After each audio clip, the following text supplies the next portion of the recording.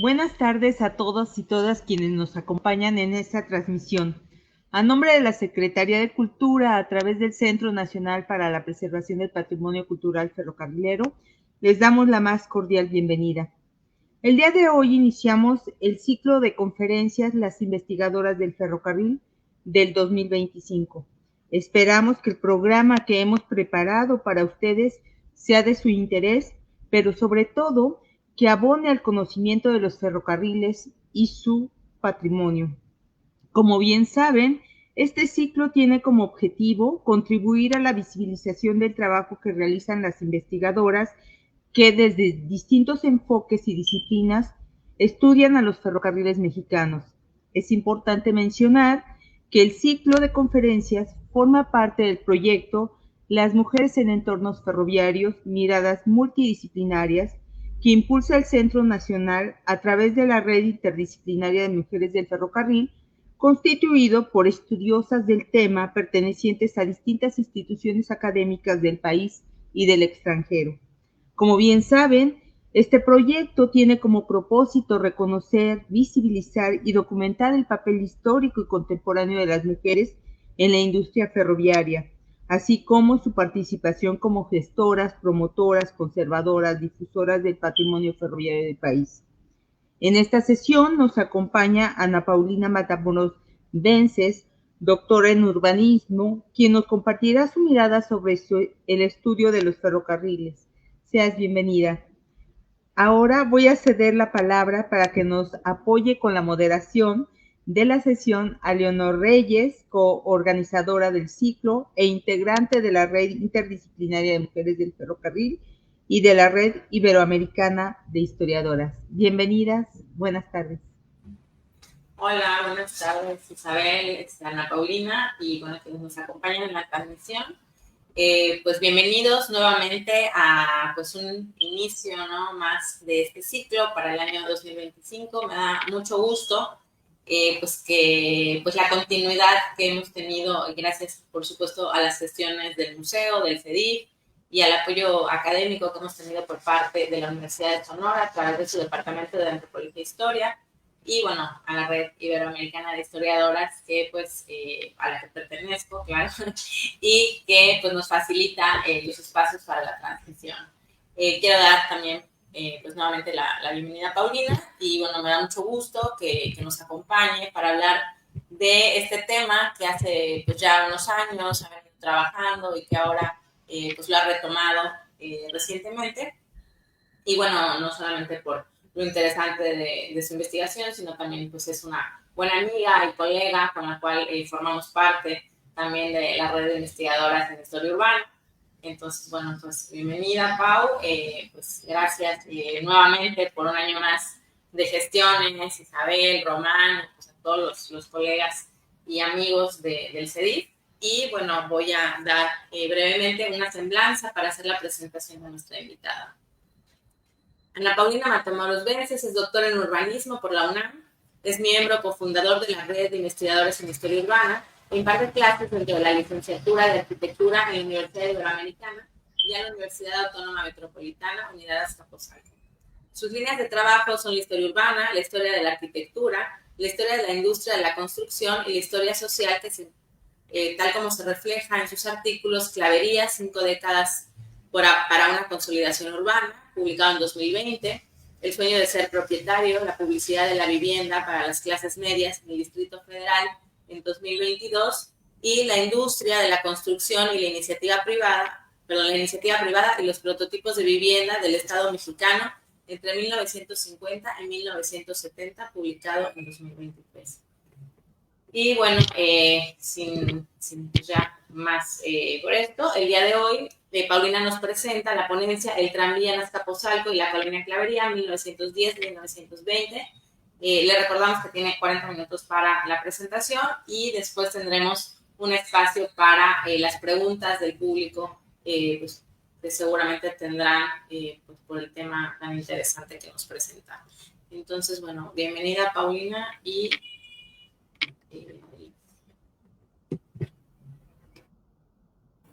Gracias, Leo, gracias, Isabel, gracias al Museo de los Ferrocarriles, a la Red Iberoamericana de Historiadoras por permitirme este espacio y voy a dar inicio. Listo.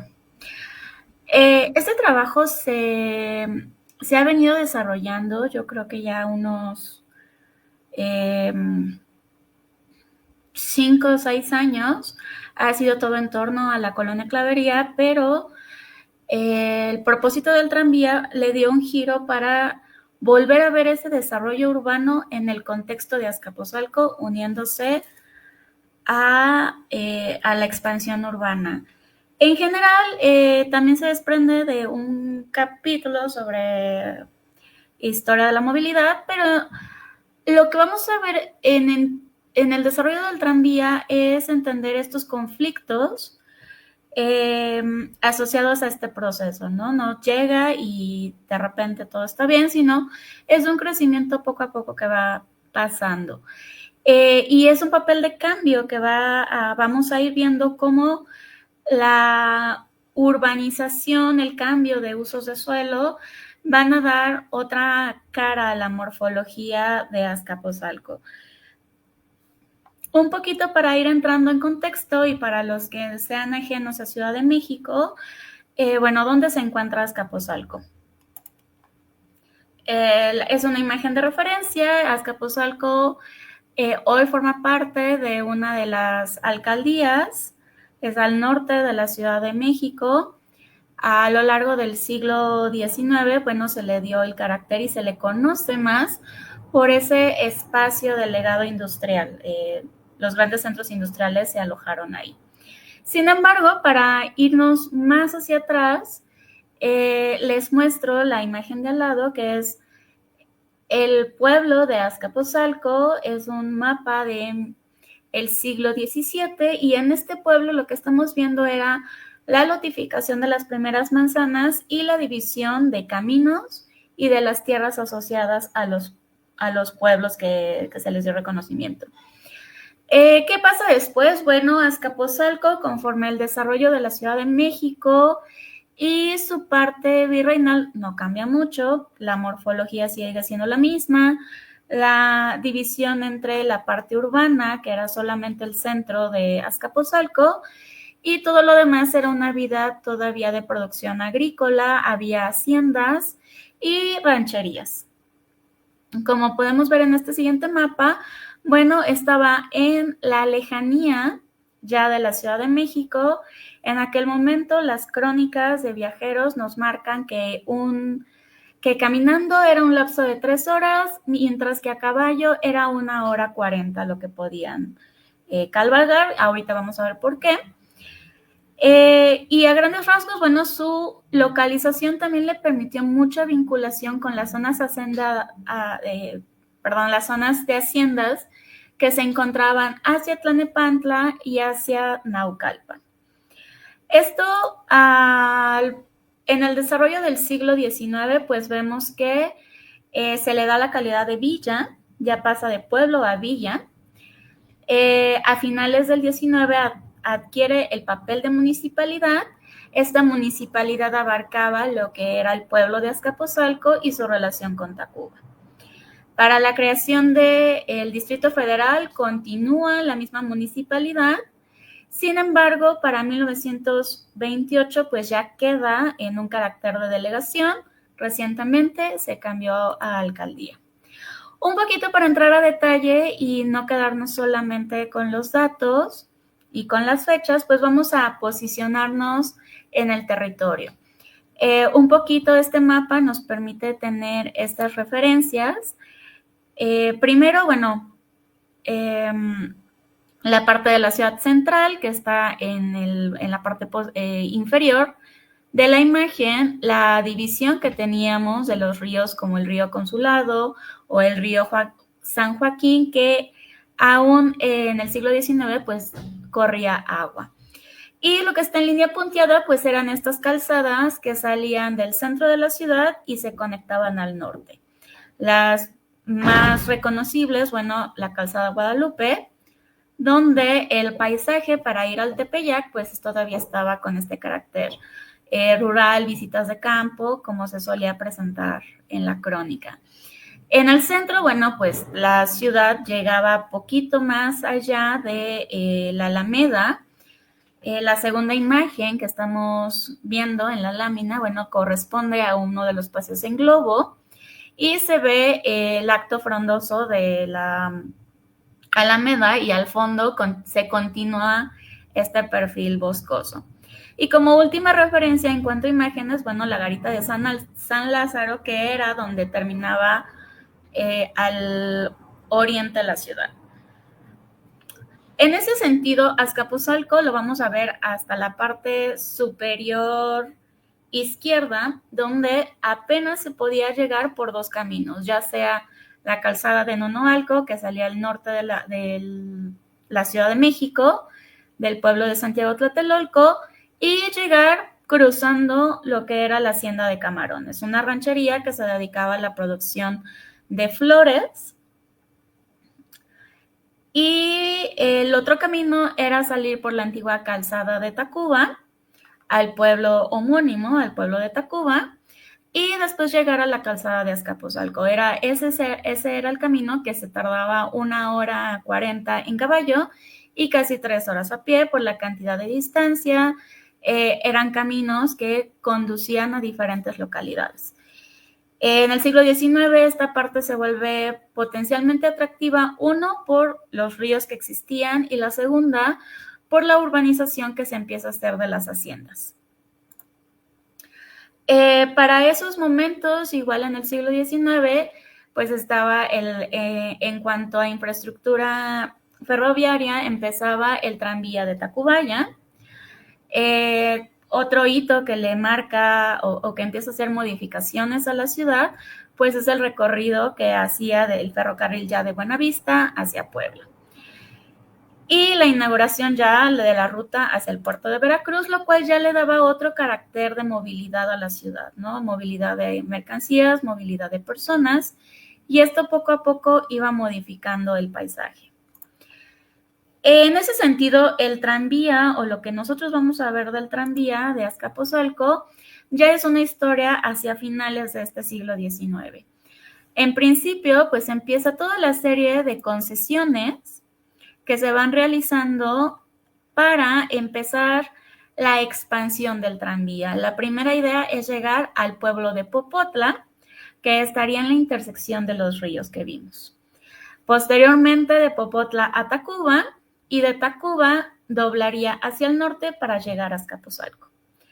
Esta es una línea que a lo largo de de proyectarse, de conseguir las licencias, las concesiones, poquito menos de 10 años, empieza ya el proyecto de expansión de Azcapotzalco hacia Tlalnepantla.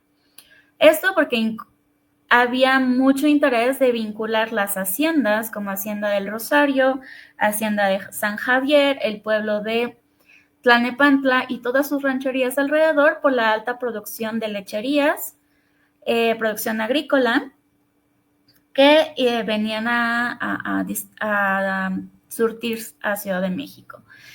Y en esa parte, bueno, nosotros vamos a ver esta vinculación del pueblo de Azcapotzalco con Tacuba, concretamente, porque es donde son los cambios más inmediatos. En esta primera imagen, lo traje con colores para hacerlo un poquito más ilustrativo. De la parte derecha tenemos el pueblo de Tacuba. Y estas grandes lotificaciones correspondían a la subdivisión de las rancherías, la hacienda de Clavería, eso sería el color como anaranjado. Mientras que en el color amarillo estaría la parte del pueblo de San Lucas, que era un pueblo de los cuales sus habitantes, ya sea que trabajaran en la villa de Azcapotzalco o dentro de la ranchería de la hacienda. Y del lado derecho, en un color más oscuro, estaríamos viendo las tierras correspondientes al pueblo de Azcapotzalco. Como podemos ver en esta recreación, utilizando mapas de finales del siglo XIX, la lotificación pues corresponde todavía a estas grandes extensiones de tierra de carácter agrícola o de producción, y el ferrocarril, a la vez que el tranvía, pues comenzaban a tener estas apariciones dentro de la división del territorio. Sin embargo, algo que empezó a cambiar, bueno, fue que a finales también del siglo XIX, los terrenos al oriente del pueblo de Azcapotzalco van a quedar en manos de la refinería. Y esto también le carga un carácter bastante particular y notorio, como vamos a ir viendo más adelante, de que este tranvía junto con el ferrocarril, bueno, van a tener no solamente van a ser para la conexión de habitantes de las nuevas colonias. En sobre esa línea, bueno, ¿quiénes empezaban a utilizar este tranvía? En principio, el viaje de Zócalo a Azcapotzalco se redució drásticamente. Es un viaje de 10 kilómetros, donde el uso del tranvía podía tardar de 60 a 40 minutos. Como el trabajo de George Leidenberger menciona, bueno, había cierta convivencia en el tranvía de los distintos sectores sociales de la región. Recordemos que no es una zona, a diferencia de Mixcoac o la Hacienda de Morales, que rápidamente se llena de población y vivienda de clases acomodadas, sino poco a poco va a irse poblando. Y entonces vemos los primeros turnos de corridas del tranvía, aparecen los repartidores, posteriormente niños de escuela, gente que trabaja y las damas que llevan a los almacenes. Ahorita que veamos la vida cotidiana de Clavería, tendremos un poquito más de contexto sobre esto. Cuando empieza la solicitud del ayuntamiento a que la empresa inicie las obras, aquí es algo muy particular porque dentro de la connotación que nos marcan las fuentes documentales, pues es que había que hacer muchos trabajos en el camino. Esto porque los caminos que relataban los viajeros del siglo XIX son caminos mayoritariamente de tierra. No están aplanados, no tienen ningún tipo de pavimento y era a través de la introducción del tranvía que van a tener esta división. Incluso el tener banquetas delimitadas. Antes de la electrificación del tranvía, pues empiezan las vías para que pasara el tranvía de mulitas, como bien esta fotografía lo relata, y se podía ver que teníamos dos líneas de dos vías, ¿no? La que venía y la que regresaba. Asimismo, podemos ver algunos detalles dentro de la fotografía que ya nos permiten ver la electrificación que estaba sucediendo en el centro de Azcapotzalco. Esta es la avenida Azcapotzalco. Esta es la avenida Azcapotzalco, ya enfrente del Palacio Municipal, enfrente del parque, y vemos cómo el tranvía pues había apoderado de la calle. Eso también va a ser importante porque dentro de las renovaciones que sufre Azcapotzalco dentro del Porfiriato, vamos a ver la construcción de un nuevo mercado siguiendo la tipología porfiriana. Y segundo, los tranvías no tenían una estación de guardado, simplemente se estacionaban en la calle, lo que ocasiona que al momento de proyectar la ampliación para Tlalnepantla empiece a haber algunas concesiones por parte de los poblados cercanos a Azcapotzalco. Este es, como les decía, el primer mercado formal de Azcapotzalco. En lo que sería la esquina del lado derecho de la fotografía, ahí estaría la colindancia donde se estarían estacionando los tranvías. Este es un mercado del cual quedan muy pocos vestigios, salvo las fotografías y los reportajes que el periódico El Imparcial le dedicó en su momento, las cuales, pues, no hay mucho lugar a la reinterpretación histórica porque son dibujos a partir de fotografías y las fotografías están en muy mala calidad. Este es un extracto del anuncio de la apertura del mercado, el mercado del siglo XX, en el periódico Imparcial. Como vemos, la imagen correspondiente a la fachada corresponde a la fotografía principal. Usualmente eso ya el Imparcial lo manejaba así, ahorita veremos otros ejemplos. Y bueno, ahí iniciamos con la promoción inmobiliaria. Esta promoción inmobiliaria tenía un gran protagonista y esos van a ser Rafael Reyes Espíndola, el director del periódico El Imparcial, Daniel Garza, el ingeniero que se va a dedicar a hacer todas estas casas que vamos a ver, y en una parte o a la sombra de estos personajes aparecen, bueno, Manuel Manterola, que era el dueño propietario de las tierras de la hacienda de Clavería, y Ángel Cimbrón, que tenía las tierras del otro lado de la hacienda. Los cuatro se juntan, incluso de Manuel y de Ángel no hay fotografías de la época, el de la izquierda es Reyes Espíndola y el de la derecha es Daniel Garza. Por su notorio perfil público de ellos sí tenemos fotografías. Inicia la urbanización de la hacienda y esto es notable y debemos señalarlo porque esta promoción de la hacienda lo que empezó a marcar fue que iba a ser un proyecto de embellecimiento de la avenida Azcapotzalco o calzada Tacuba-Azcapotzalco porque unía los dos pueblos. Y el permiso para esta colonia, pues se trató de eso, notificar lo que a Manuel Manterola le era suyo, que constaba en la parte inferior de la fotografía y los terrenos de Ángel Cimbrón en la parte superior de la fotografía. Ya de imágenes, y también esto hay que rescatarlo, en la parte de la colonia El Imparcial, tendríamos una condición muy particular porque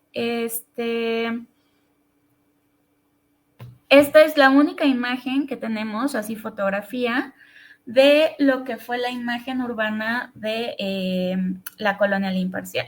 Y aquí, para el tema de los tranvías, nos empiezan a salir detalles interesantes. Uno, los chalets que están a los lados, en los cuales estuvo Daniel Garza implicado.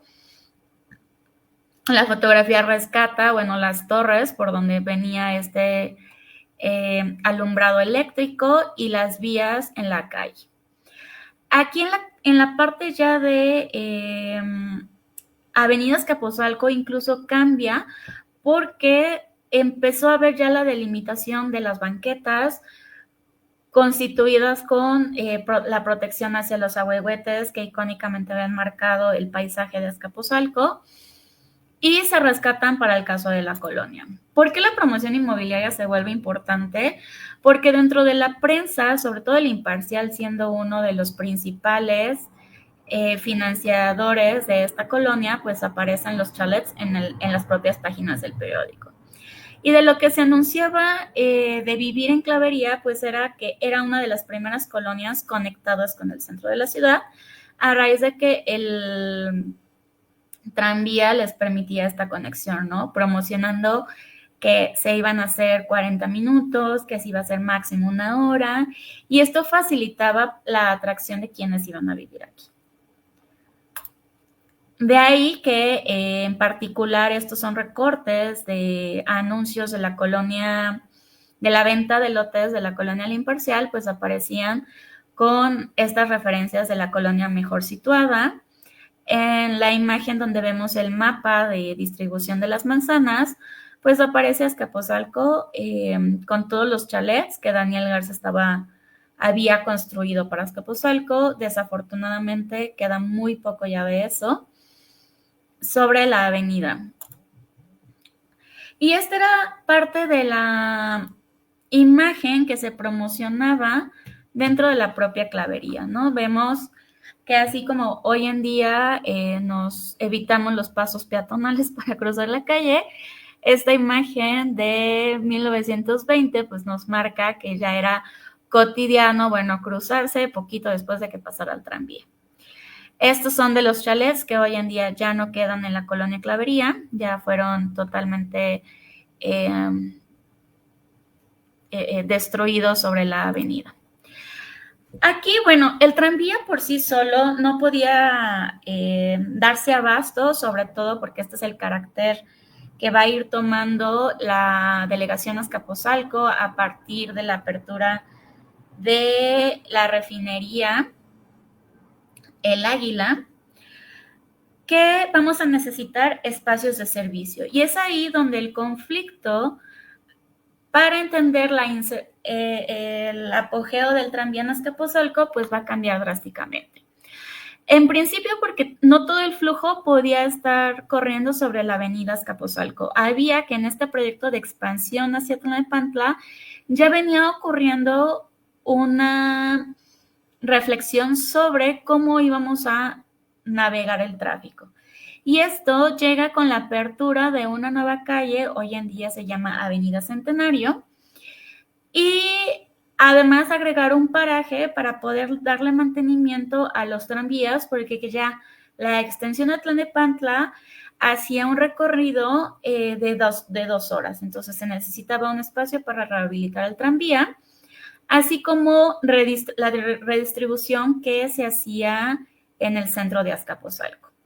Aquí el primer conflicto que aparece es que en lugar de tomar la decisión de cruzar alguno de los pueblos como San Lucas o Los Reyes o San Juan Tlihualca y generar otro tránsito, al contrario, ¿no? Se pide por parte de la compañía de tranvías, se solicita que el curso de la nueva calle pase por locatarios privados, porque era más fácil negociar con ellos que con las comunidades. El estudio se hace, ahorita vamos a ver dónde está la avenida Centenario, que es paralela a Azcapotzalco. Vamos a ver que empezó a darse una serie de compensaciones a raíz de las expropiaciones. Y generarse los primeros cambios morfológicos. En este caso vamos a ver, ya es la extracción de lo que sería Tacuba del lado izquierdo, Azcapotzalco del lado derecho, y vemos el flujo del tranvía que pasaba por la avenida Azcapotzalco. Esta no tuvo un trazo recto, sino que se fue ajustando si pasaba por la hacienda, o hoy la colonia Clavería, o si pasaba por el centro de Azcapotzalco o por la zona de los pueblos de San Lucas. ¿Qué más pasa? Bueno, la proyección de una línea de electrificación que vino desde Buenavista para nutrirse a refinería. En refinería suceden cambios con el ferrocarril porque vienen los ramales que entraban a la refinería. Y al centro, bueno, ¿qué estaba sucediendo al centro? Bueno, tenemos la avenida Azcapotzalco, llegaba a formarse una Y en Los Reyes para controlar el tráfico, permitir los retornos, los desvíos. En el jardín daban vuelta y tomaban una paralela al ferrocarril para seguir su trayecto a el pueblo de Tlalnepantla. Para regresar y hacer la vuelta de nuevamente para Tacuba, Popotla y Zócalo, se proyectó la calle de Avenida Centenario, donde pues se dieron esta serie de expropiaciones apoyados por el gobierno del Distrito Federal, lo cual permitió, bueno, que se abriera.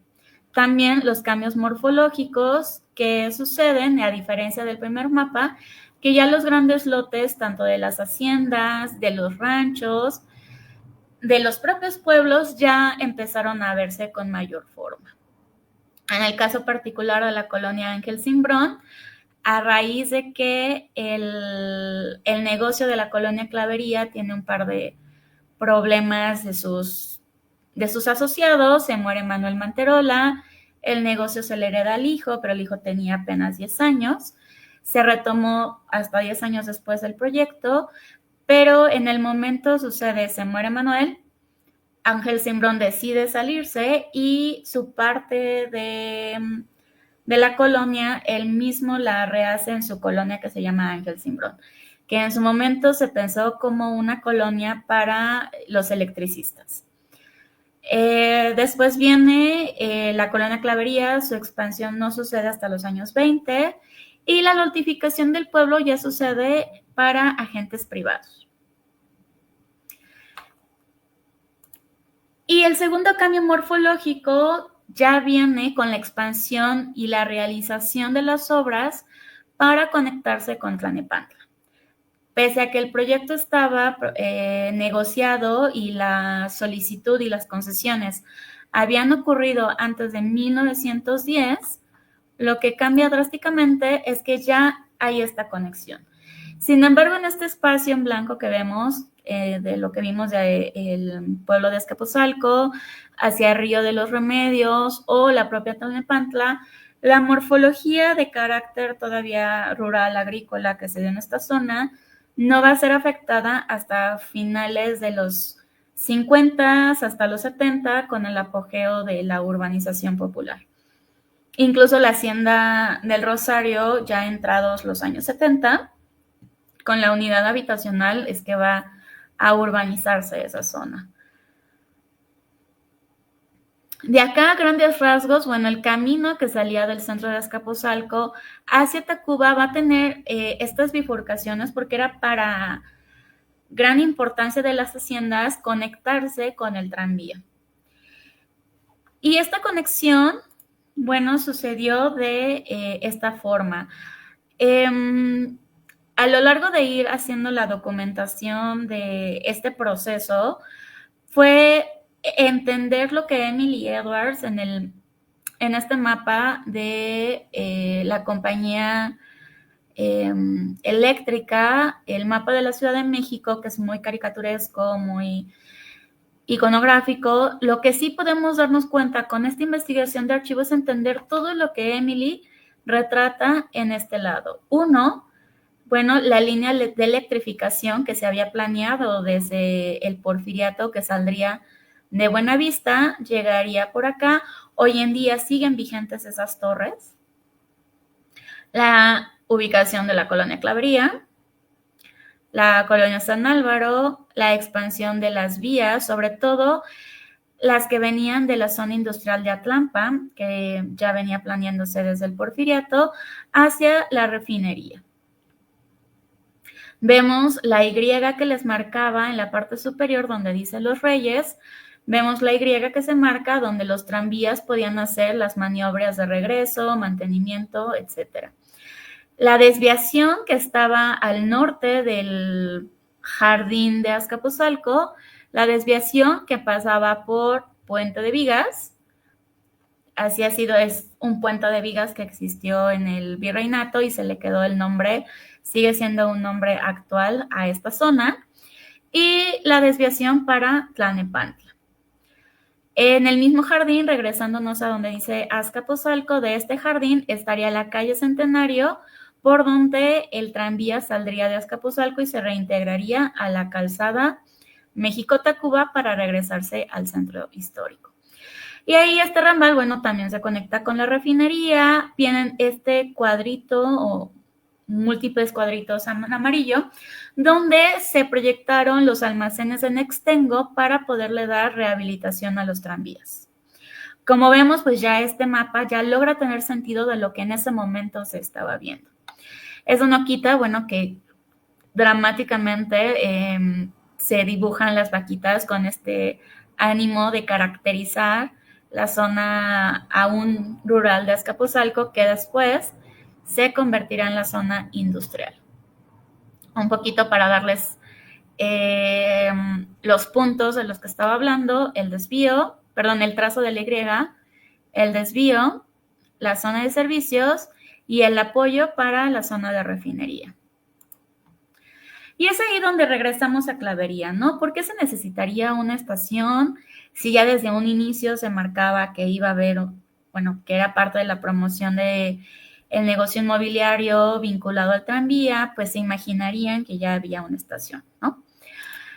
Para los años 20 ya Clavería, con la expansión y ya cuando el hijo de Manuel, que también se llamó Manuel, adquieren el proyecto y lo echa a andar, sí se logra dar una consolidación, ¿no? Estos son recortes del periódico Universal donde se promocionaba la forma de vivir en Clavería. Vemos las casitas que estarían centradas en unas casas de ladrillos aplanados, finos, clase media. En particular esta porque trae el retrato de una vecina donde dice respetable dama que vive en la colonia. Y por otro lado, bueno, estas casas que tenían tintes modernos, estamos hablando de mediados de los años 20. Sin embargo, eso no hacía, no compaginaba con el carácter todavía el paisaje no modernizado, si lo podemos decir de esta forma, de cómo estaban las estaciones del tranvía. Recordamos que sobre todo Azcapotzalco, al tener esta asociación con el Imparcial y el periódico de Porfirio Díaz, en el régimen revolucionario, incluso la avenida Azcapotzalco cambia a Avenida de los Presidentes, Avenida Francisco y Madero se llamó un tiempo.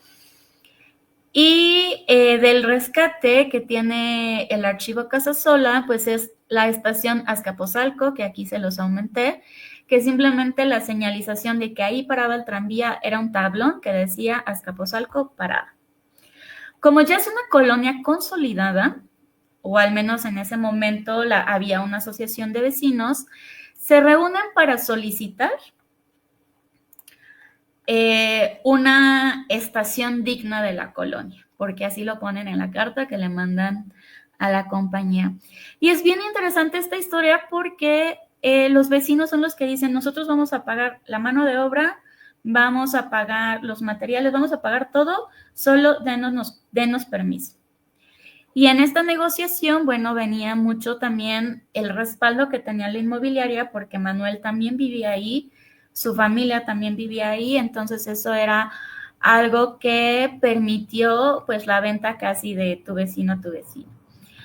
Esta es la caseta, o al menos son los planos que permiten dimensionar cómo se lo estaban imaginando de parte de la Dirección de Obras Públicas, pues sí les comentan que van a tener que hacerles modificaciones por la proyección de los techos, que había que generar más altura, piden una altura de 3 metros y la que venía proyectada aquí es de 2,5.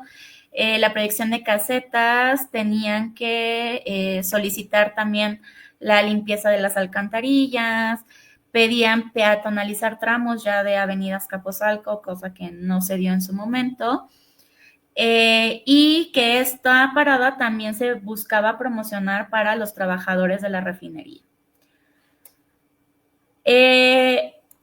Y dentro de la publicidad que también encontramos en las páginas del Universal, pues aparece que estas casetas sí se construyeron. Y se promociona así, ¿no? Seguía la venta de las casas de Clavería.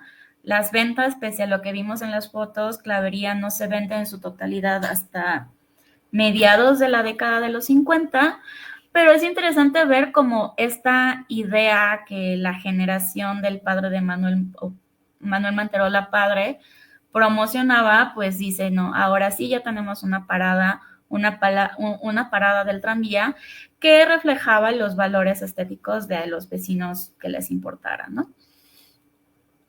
Y bueno, era la promoción del tranvía que pasaba, si no pasaban ellos, pasaban los camiones cada 3 minutos, ojalá que así fuera. Dentro de la solicitud también hay una intención de que se hicieran más estaciones a las cuales ya no se les hace ninguna atribución de esta estación. Sabemos por la crónica de la delegación que desapareció en los años 60. Las razones o algún acto de defensa no los conocemos, ha quedado como en la memoria de los vecinos más de más generaciones en la colonia. Ya para irnos acercando a las últimas palabras, ¿qué sucede ya en Clavería? Bueno, gracias a el tranvía, y como podemos ver en este extracto de el plano del catastro que se hace en 1929, pues vemos muy poco urbanizado entre lo que es el centro de Azcapotzalco y el final de la colonia Clavería.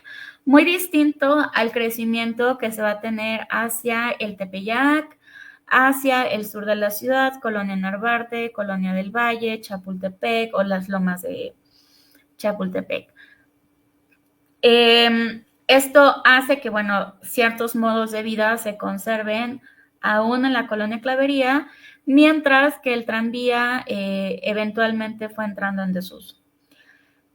También hay que resaltar, Clavería es el único bastión de los años 50 para atrás de colonias residenciales para Azcapotzalco, esto es porque todo lo que muestra aquí la dirección del catastro, que eran poblados, eventualmente sufrieron expropiaciones para el desarrollo de la industria o para el crecimiento de colonias, las colonias llamadas proletarias en la zona de Azcapotzalco. ¿Qué sucedió después? Bueno, permitió facilidad de movilidad hacia el Estado de México, a diferencia de otras zonas como hacia Chalco, Ecatepec o Texcoco. El tranvía de Azcapotzalco en su extensión hacia Tlalnepantla sí permitió esta facilidad de movilidad, pese a que a lo largo de las quejas de la realización del propio tranvía se quejaban los habitantes por la falta de mantenimiento, se quejaban de lo ruinoso del paisaje o de que los puentes novohispanos que existieron en la zona, bueno, estaban siendo dañados por el peso del tranvía. Fuera de eso, esas quejas con el tiempo se fueron revisando, algunas se atendieron, algunas no. ¿Qué sucedió después? Bueno, el tranvía solo beneficiaba a este sector de la población, mientras que las futuras colonias populares que estuvieron o proletarias que estuvieron en la zona no fueron beneficiadas. Gran parte del tránsito de estas colonias pues era a partir de camiones que tomaban diferentes rutas para llegar al centro o para ir a Tlalnepantla. Y como última imagen, pues estaríamos viendo nuevamente levantamiento del catastro ya durante el gobierno del Departamento del Distrito Federal, ya después de los años 30, donde nuevamente Azcapotzalco seguía con este carácter más rural que urbanos. Nada más estamos viendo en el centro lo que correspondería al centro de Azcapotzalco, perdón, lo que está en el círculo amarillo sería el centro de Azcapotzalco, y todo lo demás son tierras de pastoreo, de agricultura y de trabajo. Poco se ve que el tranvía pasaba por ahí, y de ahí que vinieran todas las quejas que se realizaban, porque no eran caminos que estuvieran urbanizados, eran caminos que pasaba el tranvía y no había mayor tránsito, no se paseaban animales por ahí porque para eso estaban las tierras, y eventualmente pues ganó la urbanización. Hoy en día queda muy poco de lo que fue el tranvía. Muchas de las vías se levantaron conforme fue el reencarpetado de la avenida Azcapotzalco, y lo que ha sido posible por el rescate de las fuentes documentales de la propia delegación, que sí es un trabajo colectivo de diferentes miradas sobre cómo reconstruir este pasado no industrial de Azcapotzalco, ¿no? Y ver como esos diferentes escenarios paralelos. Y hasta ahí concluiría con la plática de esta tarde.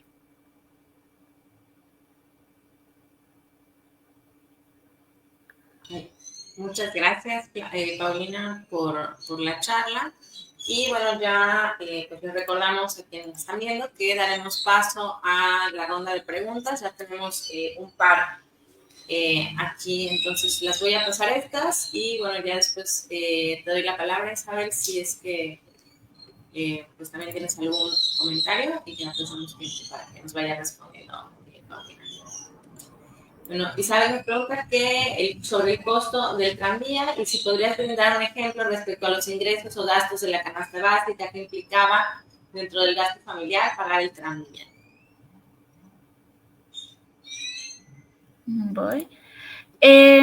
Sí, de la referencia de costos, déjame ver por ahí. Por aquí el costo iba desde los 50 centavos a los 25 reales. Si hay diferentes acepciones o solicitudes para que se cambien las tarifas hacia los que eran trabajadores de la compañía eléctrica. Hay una solicitud para que se bajen las tarifas.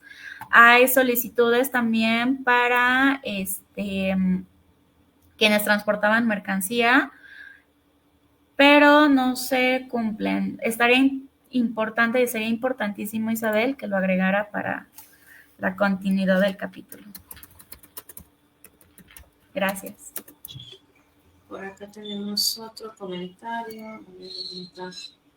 Buenos saludos de José Luis Reyes Sánchez, de Fuentes Porfianas de Catzingo. Seguidores siempre de las charlas que presentamos. Y bueno, te felicitan un maravilloso viaje por la Ciudad de México. También Laura Nayeli Hernández Nieto te felicita.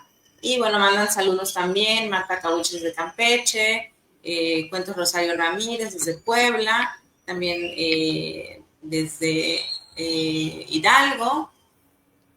Y bueno, por aquí hay también de Patricia Palacios. Buenas tardes, felicidades por la exposición. Me gustaría preguntar si el tranvía como medio de transporte fue exitoso en otras urbes del país, además de la Ciudad de México.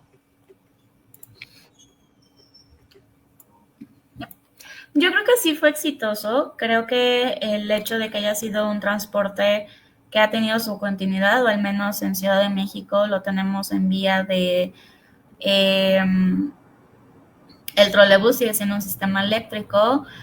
Yo creo que tuvo un colapso, y al menos en el caso de Azcapotzalco, su colapso fue una serie de accidentes que fueron ocurriendo a finales de la década de los 50.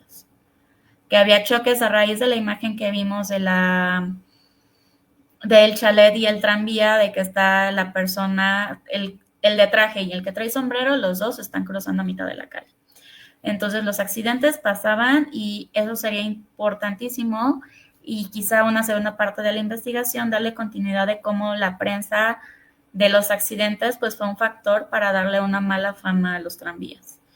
Eventualmente se sustituyen porque necesitaba la ciudad ya un sistema de transporte masivo. Y creo que con la congestión que recibimos ahorita y hemos recibido antes, se necesitan transportes rápidos.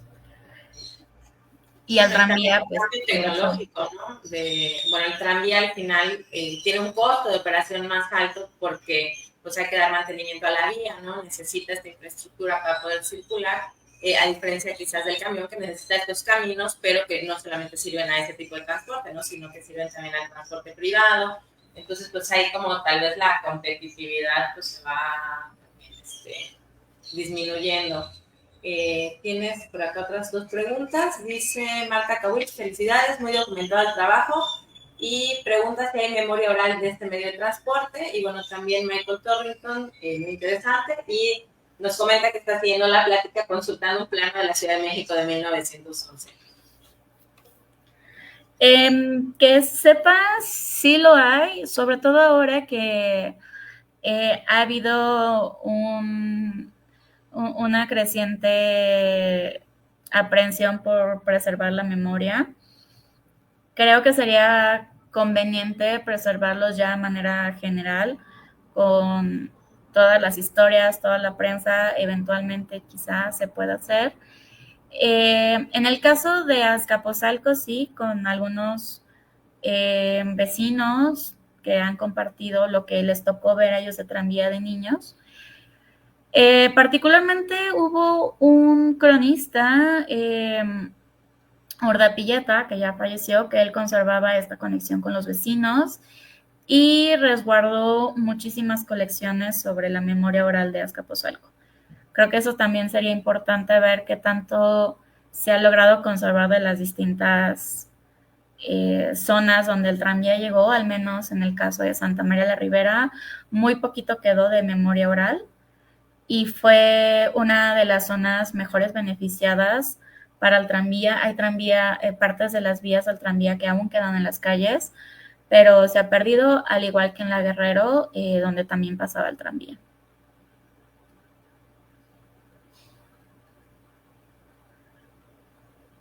Y, bueno, el que dice del plano de 1911,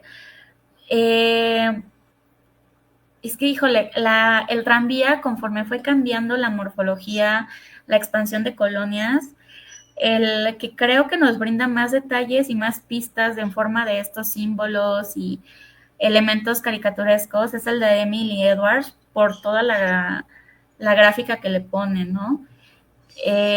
Ver, o al menos dentro de esta investigación, en lo que encontraba imágenes o aumentando el acervo visual, mi referencia inmediata era el plano de Emily, porque iba entendiendo lo que Emily en ese momento iba relatando. Incluso por ahí queda, y eso ya se ha perdido, sobre Avenida Azcapotzalco. Diego, quien está investigando lo de movilidades, me pasó el tip de unas casas de trabajadores electricistas que quedaron en la Avenida Azcapotzalco, que desde el tranvía también se hacen referencias y estaría importantísimo ver cómo se rescatan. Creo que sí, el paisaje del tranvía da para mucho, y más allá de una visión general que nos ayuda a comprender el todo, la particularidad de cómo fue afectando y modificando cada zona, creo que podría ayudarnos a rescatar memoria que quizá no sabemos o no tenemos ubicada que existe, pero pudiera complementar la investigación documental. Muchas gracias. Y bueno, hay un par de preguntas más, pero bueno, antes de eso, pues doy la palabra a Isabel, por si también tienes algún comentario. Yo no tendría como una duda así muy, o sea, ¿hay alguna relación, por ejemplo, entre el cambio del tranvía, por ejemplo, y el trole, que también hay como, se usa energía eléctrica, y otro tipo de infraestructura o algo así? Pero es como parte de un mismo, más o menos, medio de transporte, ¿no? Y bueno, ¿saben? Según yo, se transforma, o sea, sigue siendo tranvías, pero no estoy muy segura de la fecha. Se transforma en transportes eléctricos, porque siguen las vías, pero el sistema y el transporte, el cochecito cambia. Y eso, donde se retrata como el choque que representó, fue en esta película de Luis Buñuel, de La ilusión viaja en tranvía, porque es justo están saliendo los trenes todavía mecánicos por ya los pre o los que estaban entrando en un sistema de automatización, que ya son los tranvías eléctricos, o bueno, el transporte eléctrico.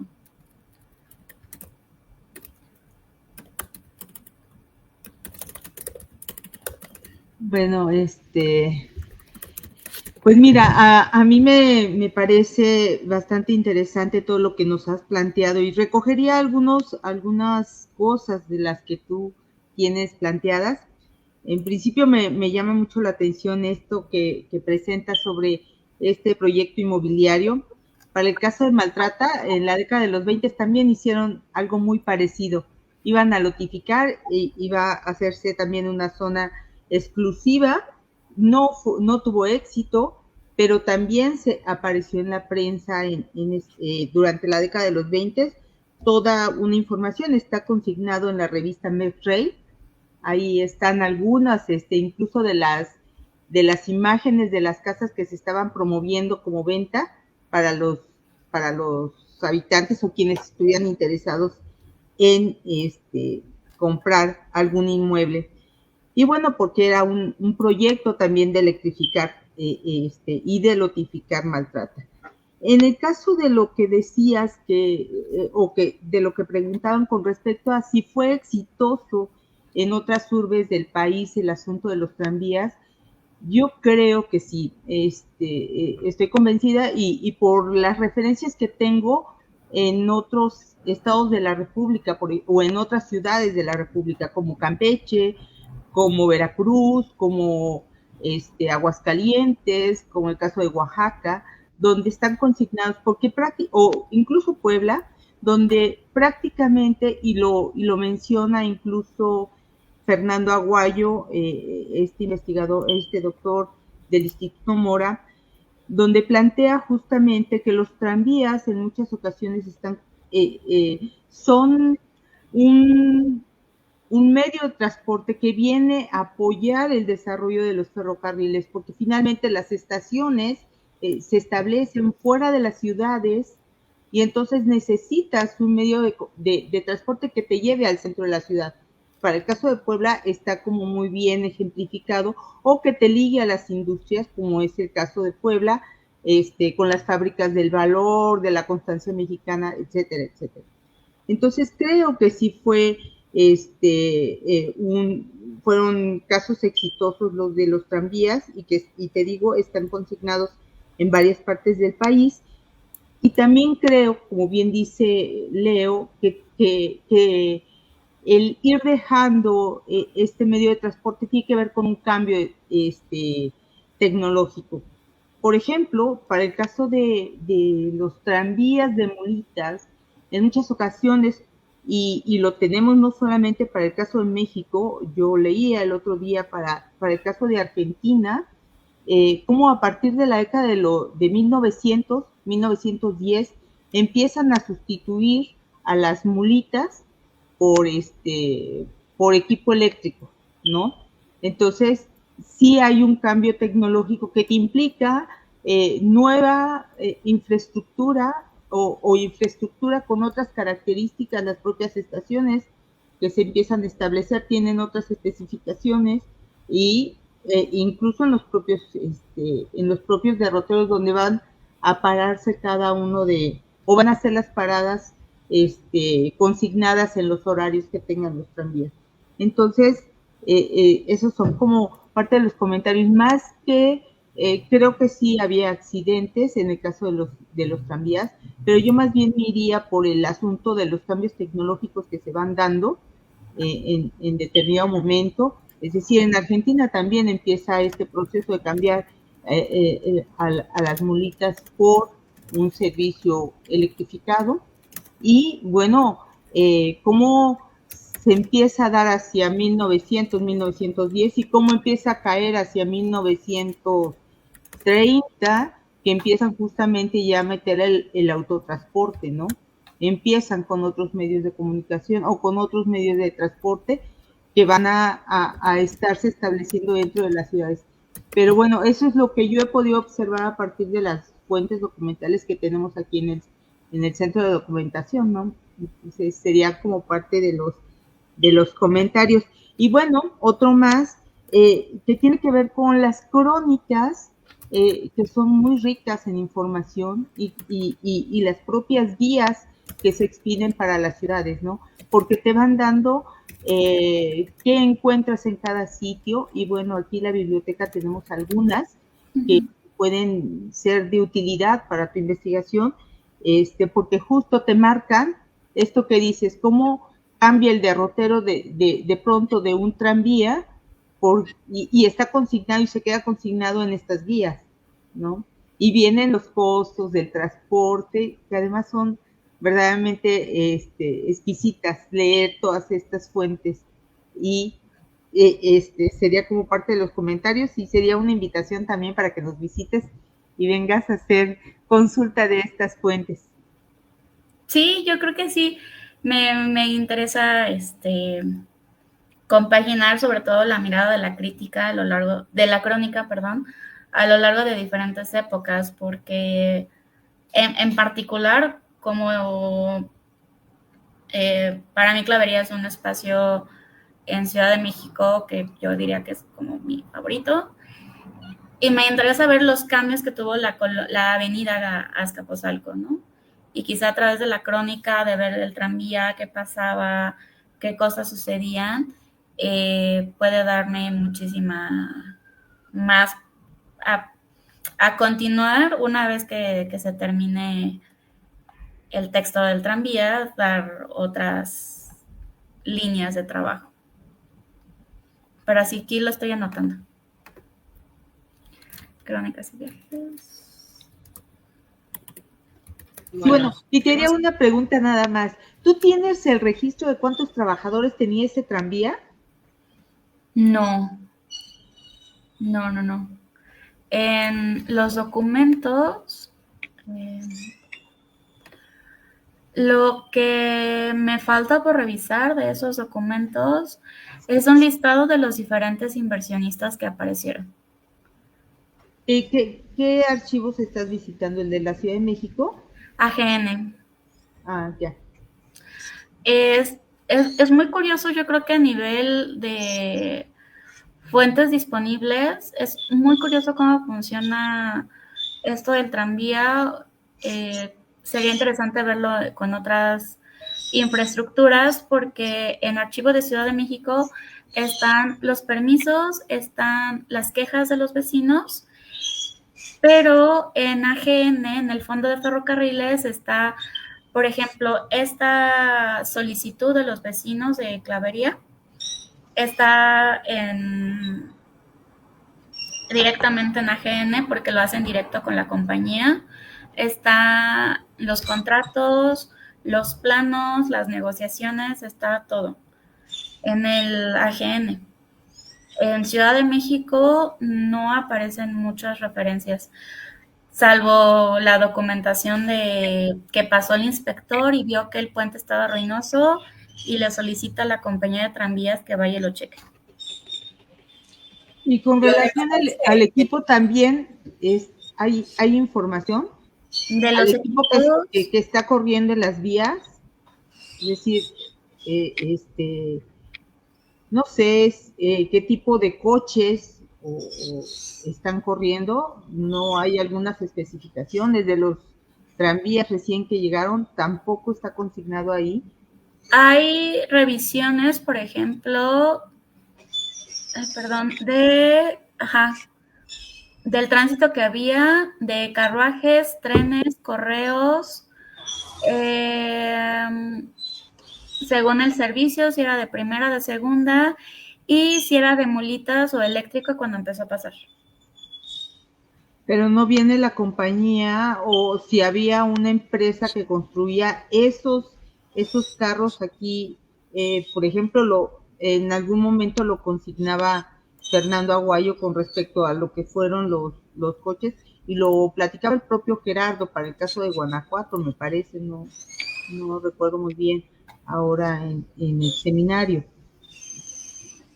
No, salvo la referencia de George Robert Graham Conway, que era el director de la compañía de tranvías. No hay mayores referencias. Hay algunas solicitudes en cuanto a el ramal, pero eso es el ferrocarril, con las negociaciones de Pearsons. Pero la parte del ferrocarril y no el tranvía, que también por la forma en que está documentado, por un momento está y luego no está. Y en el caso de Pearsons, bueno, su vinculación que tiene con la monopolización de la electricidad en esa zona. De hecho, es algo que Pearsons deja de esa línea proyectada por donde pasan las vías. Pero así más detalle del tren y de otras, creo que sería importante revisar en qué otro archivo pudieran estar. En AGN, las referencias para el caso de Azcapotzalco y tranvías, no he encontrado particularidades. Dame un segundo. Tenemos algunas referencias de compañías que hicieron pavimentación. Otras que hicieron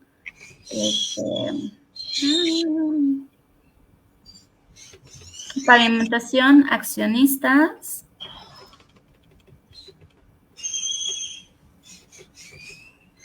Y deja abrir mi base de datos, porque de pronto ahí podemos encontrar más información sobre la expansión de desde las empresas o las empresas dedicadas a la distribución de estos archivos. Sí, mira, tenemos reglamentos de trabajadores. Todo esto está en el AGN y si gustas te lo comparto, no hay problema. Digo, proyecto de vías férreas, usualmente eran simplemente los planos y por dónde iba a pasar. Nivelaciones que suceden para el caso de algunos puentes. Informes de accionistas, tarifas e itinerarios o propuestas de tarifas e itinerarios. La documentación de una huelga de los años 30. obligaciones sobre las pavimentaciones, modificación a la corrida de segunda, reglamento de tráfico. Vamos a pasar a las preguntas del público porque hay varias y sí. También para ir un poco cerrando, ya ahorita, pues, si quieren, pues, se quedan ahí a pasarse la información, pero bueno, es que ya también me indican por el horario. Bueno, Julio Contreras saluda desde Banderilla, uno de los últimos pueblos de Copa del Perú, que te felicita. Y bueno, es una pregunta como en dos partes. ¿Qué tanto se vio afectado el funcionamiento del tranvía frente a los autos? Y acá refiere si hubo cooperativas de autos. ¿A qué se refiere? Si hubo cooperativas de automóviles. Eso yo creo que sería interesante verlo, pero ya con alguien que lo trabaje a fondo. En el caso de autobuses, sí tengo documentadas algunas rutas ya de los años 40 y 50 en Azcapotzalco, pero tienen más el carácter de estas rutas que pasaban por las colonias proletarias y la conexión ahí entre las zonas industriales, no con relación al tranvía. Y eso era algo que estaba ajeno.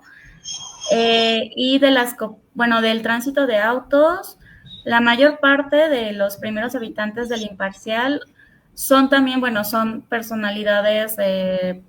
Aquiles Elroy, el representante del partido antirreeleccionista, el editor del periódico El Imparcial, vivía Reyes Espínola, tenía una propiedad, y toda la familia Manterola. Y también en las licencias de los primeros automóviles de Ciudad de México son ellos los que tienen auto. La argumentación es que, parte de esta idealización de la clase media constituyó tener un auto. ¿Qué tanto sucedió? Habría que ver el registro que se tiene de las licencias de conducir de los vecinos de Azcapotzalco. Y yo creo que eso da para una segunda o tercera revisión de Clavería otra vez.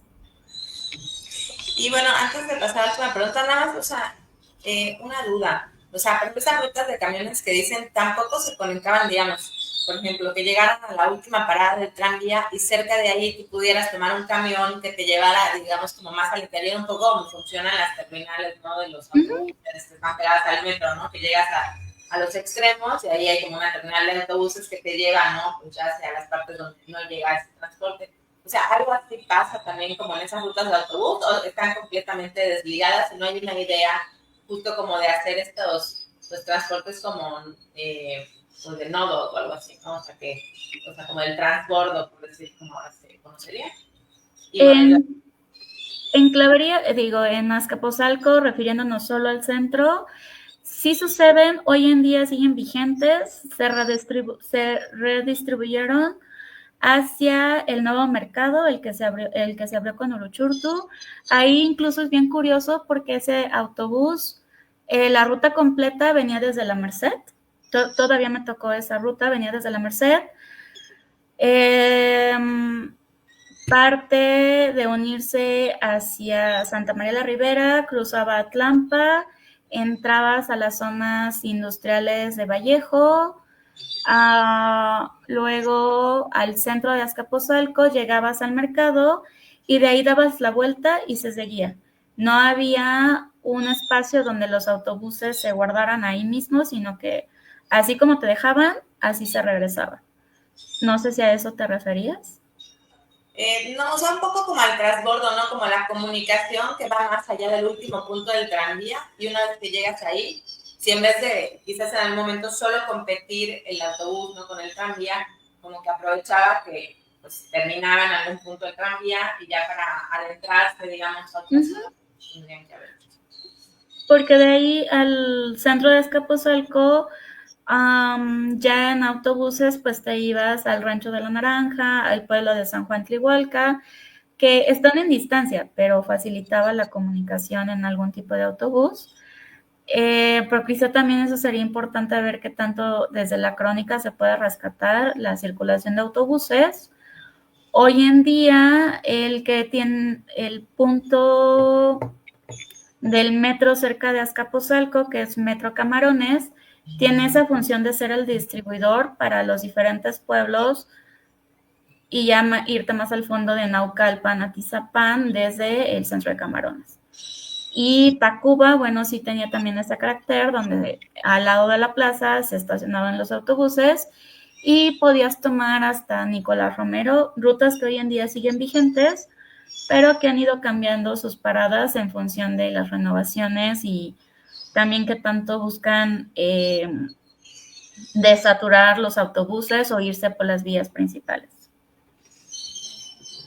Bueno, últimas dos comentarios. Isaac Ramos Ortega dice que el Museo de Servicio de Transportes Eléctricos hay una exhibición con algunos tranvías. Y Alejandro dice que también hay una serie de fotos de John Harris donde se aprecian diversos equipos de los tranvías y ferrocarriles urbanos de la Ciudad de México de aproximadamente los años 50 y 60. Y bueno, ahí se nos puede poner exactamente en dónde se pueden ubicar estas fotos. Si están en algún repositorio digital o algún libro, pues también se lo ofrecen. Y bueno, pues ya para cerrar, pues no nos queda más que agradecerte por esta charla. Pues como siempre a pues, el Museo de los Ferrocarriles Nacionales de México, de Puebla. Obviamente también invitarles, ¿no?, a que se acerquen al museo, que se acerquen a su centro de investigación, a quienes están interesados en las investigaciones sobre el ferrocarril. Ahí encontrarán no solamente una gran cantidad de información, sino pues la guía personalizada pues, del personal responsable de cada área. Y bueno, por mi parte sería todo. Pues Isabel, si tienes algún comentario de cierre antes de terminar la transmisión. Sí, solamente agradecerles a quienes nos han acompañado en esta transmisión y por supuesto a Ana Paulina, muchísimas gracias por esta colaboración. De verdad creo que este tema invita para seguir un poco investigando sobre los distintos medios de transporte que estuvieron ligados de alguna manera con el ferrocarril. Eso, y bueno, que nuestras fuentes también dan esa posibilidad, ¿no?, de que puedan ustedes venir y revisar estos materiales. Leonor, muchísimas gracias, y a todos quienes nos acompañaron, les hacemos la invitación para que continúen con nuestras transmisiones. La próxima semana tenemos otra charla de vías convergentes, y el próximo mes estaremos en vías convergentes con una participación de las mujeres, un conversatorio sobre la museografía, y también estaremos hablando sobre el rescate y la memoria de los ferrocarriles en Campeche. Entonces, esperemos que puedan acompañarnos. Muchísimas gracias a todos. Buena tarde y hasta la próxima. Gracias, Isabel. Gracias, Leo, por la invitación, por el espacio. Gracias a los que nos acompañaron. Seguimos en contacto. Muchísimas gracias. Hasta luego.